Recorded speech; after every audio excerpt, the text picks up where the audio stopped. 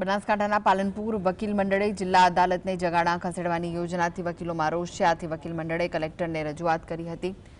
વકીલોનું કહેવું છે કે નિર્ણયથી મુકદ્દમાદારો પર આર્થિક ભારણ વધશે। ખાસ કરીને 3000થી વધુ વકીલોને સેશન્સ કોર્ટના કેસો માટે આવવા જવાની મુશ્કેલીનો સામનો કરવો પડશે। પાલનપુર જે બનાસકાંઠાનું ઐતિહાસિક અને કેન્દ્ર સ્થાન ગણાય છે, ત્યાંથી કોર્ટ ખસેડવી એ હૃદય પર ઘા કરવા સમાન છે।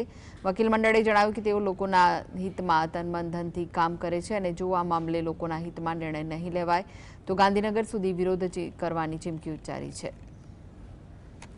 આ જે બાર કોર્ટ સંકુલ બહાર જશે એના લીધે લિટિગન્ટ્સને જે કંઈ પણ તકલીફ પડવાની છે। માનો કે પાલનપુરમાં હાલ 15 કોર્ટ કાર્યરત છે।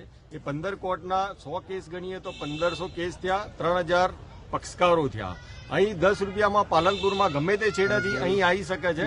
અહીંથી 12 જગાણા જે 8 થી 9 કિલોમીટર દૂર કોર્ટ જશે તો એક એવરેજ એક પક્ષકારને 200 થી 300 રૂપિયા ખર્ચ થવાનો છે। એ લિટિગન્ટ્સ ઉપર એટલો બોજો વધવાનો છે।